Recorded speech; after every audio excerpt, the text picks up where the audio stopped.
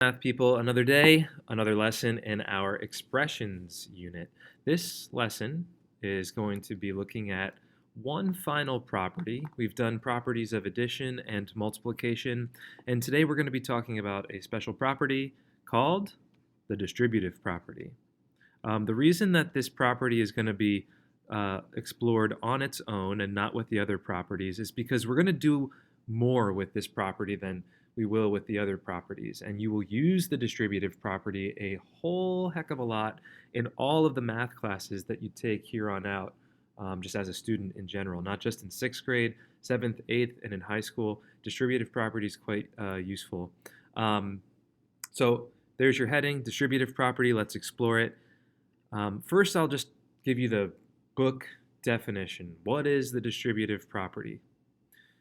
With words, the distributive property is a property that revolves around multiplication. And the distributive property states, when you multiply a number by some sum or difference. So let's write this out with an example as we go. Sometimes it's easier to see with an example. So we're going to be multiplying a number, let's go with 5, by a sum or a difference. So let's go with the sum of, let's do 3 plus x. So we're multiplying 5 times the sum of 3 plus x. And you could easily have chosen a difference, 3 minus x, if you would have wanted. But for our example, we'll use this. All right, so 5 times 3 plus x. What does the distributive property say? The distributive property states that you can simplify this expression by multiplying each term in the difference, or the sum, so the blue things. You can multiply each of the parts, the terms there, by the number, in this case the 5, that's outside of the parentheses. So let's look at this. 5 times 3 plus x. I like to show this with little lines. The distributive property says I can multiply this outside number by each of the parts inside of the parentheses. I'm not just multiplying 5 times 3, and I'm not just multiplying 5 times x. I'm doing 5 times the whole thing, 5 times 3 and 5 times x. This 5 is being multiplied by each of the terms in the sum.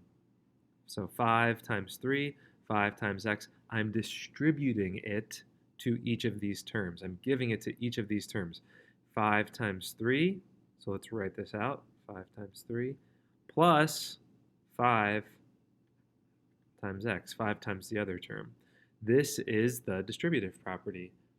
The distributive property is a multiplication property whereby you're multiplying some number or some term on the outside of a sum or a difference by all of the parts of the sum or difference, 5 times 3 and 5 times x.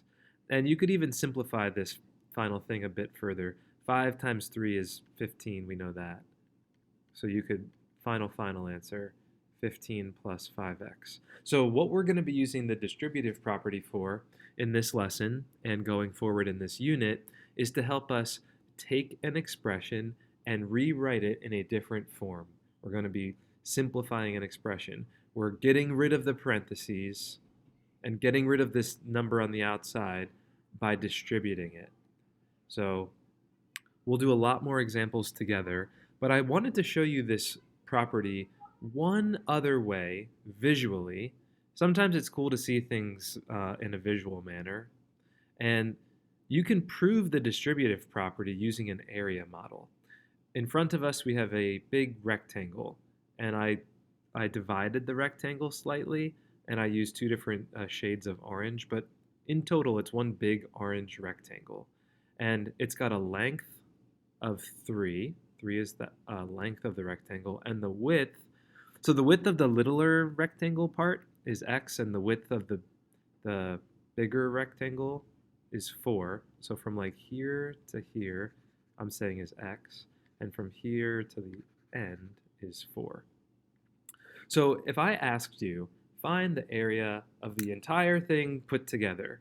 There's a couple approaches you might take. Some of you might say, oh, well, the area of the little tiny rectangle is length times width, so 3 times x, and the area of the lighter shaded rectangle is length times width, 3 times 4, which is 12.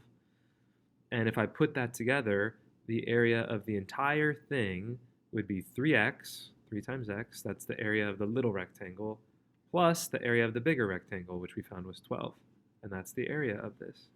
Which is right, that's one way to find the area of the orange rectangle. But you could also express this, the area, using the distributive property. Area is length times width. The length is 3 times, now what's the width here? The width is x plus 4.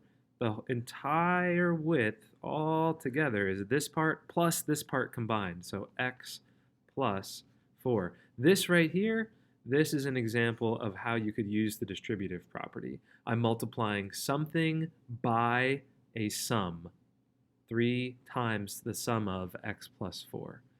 This is the distributive property. And if you applied the distributive property here, 3 times the number on the inside, 3 times x, plus 3 times 4.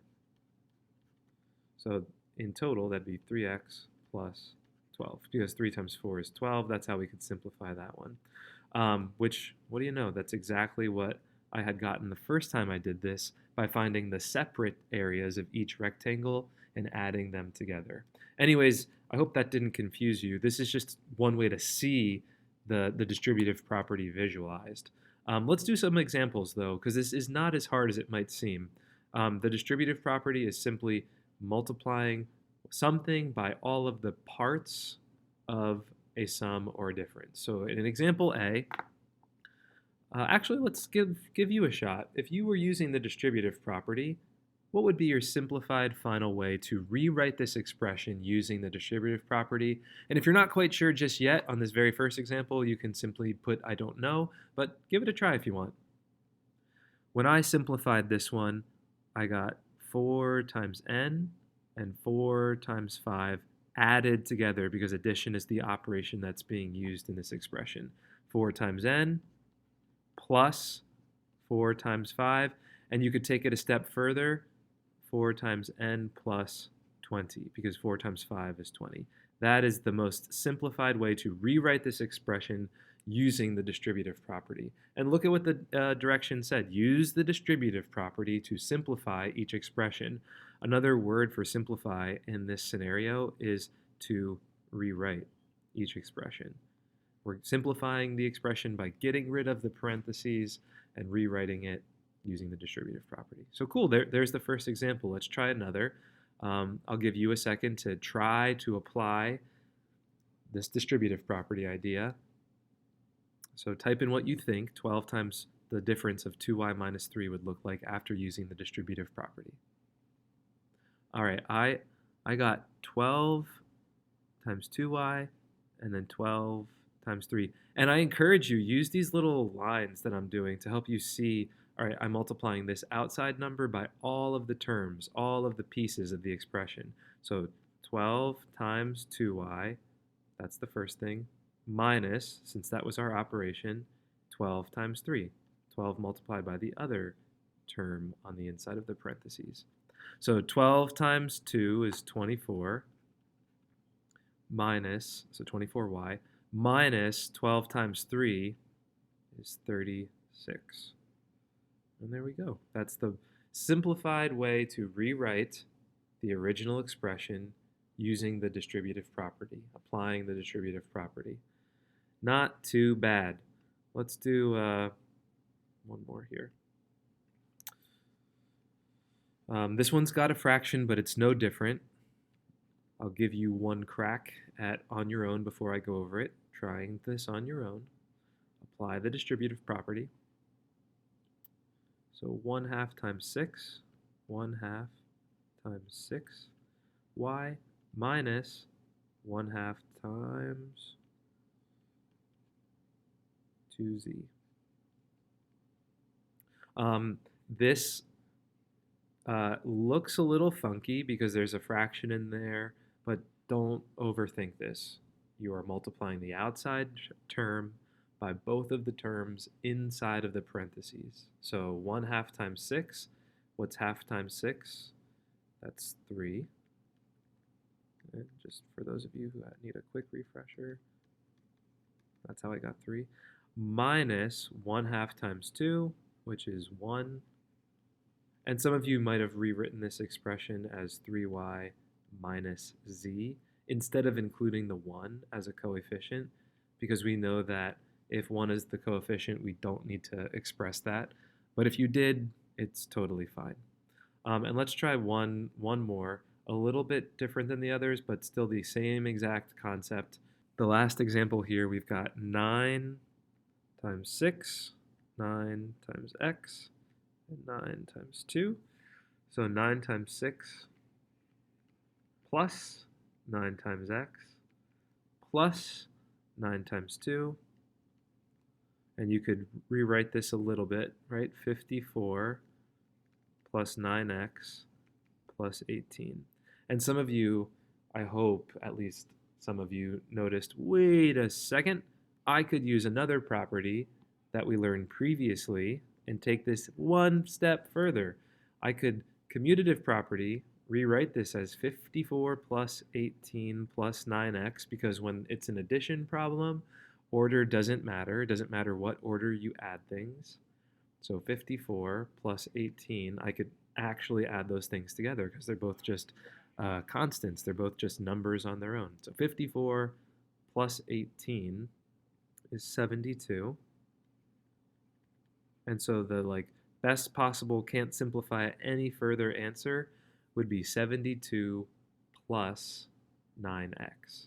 If you got a step prior to that, 54 plus 9x plus 18, and stop there, that's great. But always look to simplify things as much as humanly possible. And in this example, not only could we use the distributive property, we could take it one step further and use the commutative property. So anyways, that is an overview of the basics of what the distributive property is and how you would use it to simplify basic expressions. We're going to do a whole lot more with this in class tomorrow. We're going to do a lot of examples. And believe it or not, we're even going to look at some word problem applications. Like, how could you explore using this in a word problem? So be on the lookout for that tomorrow in class. For now, try to have some basic notes and examples written out of what the distributive property is and how it works. And I'll see ya when I see ya. Later, Gators.